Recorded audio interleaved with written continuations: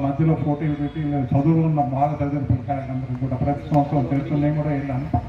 అలాగా ఎవరు వస్తే వాళ్ళని కాదనకుండా ఏదో విధంగా వాళ్ళకి సహాయం చేసి పంపిస్తూ తిరుపతిలో అలాగే మా అజయ్ కుమార్ గారు చెప్పినట్టు అందరికీ కూడా ఏదో విధంగా సహాయపడుతున్నామని చెప్పి మాకు సంతోషంగా ఉంది.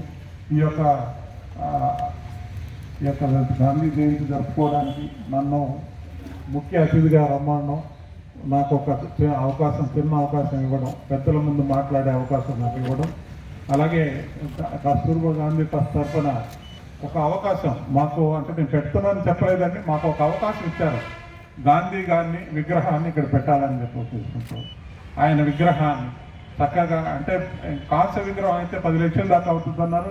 ఈ విగ్రహాన్ని ఒక దాదాపు 2 లక్షల రూపాయలు ఈ గాంధీ జయంతి రోజే పెడతామని అన్నారు. కానీ అది కంప్లీట్ కాలేదని, గాంధీ వర్ధంతి పెట్టుకుందాం సార్ అని చెప్పి మా రెడ్డి గారు, అలాగే లింగుట్ల గారు, అలాగే మా అజయ్ కుమార్ గారు చెప్పడం, గాంధీ వర్ధంతికి చేద్దాం సార్, అప్పటికి రెడీ అయిపోతుంది, అదే రోజు అన్నదానం, పేదలకు వస్త్రదానం ఇదే సెంటర్లో చేద్దామని చెప్పి ఉద్దేశంతో అదొక నాకు ఒక మంచి అవకాశం ఇచ్చారు.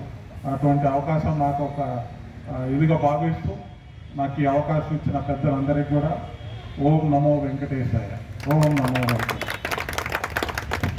ధన్యవాదాలు సార్.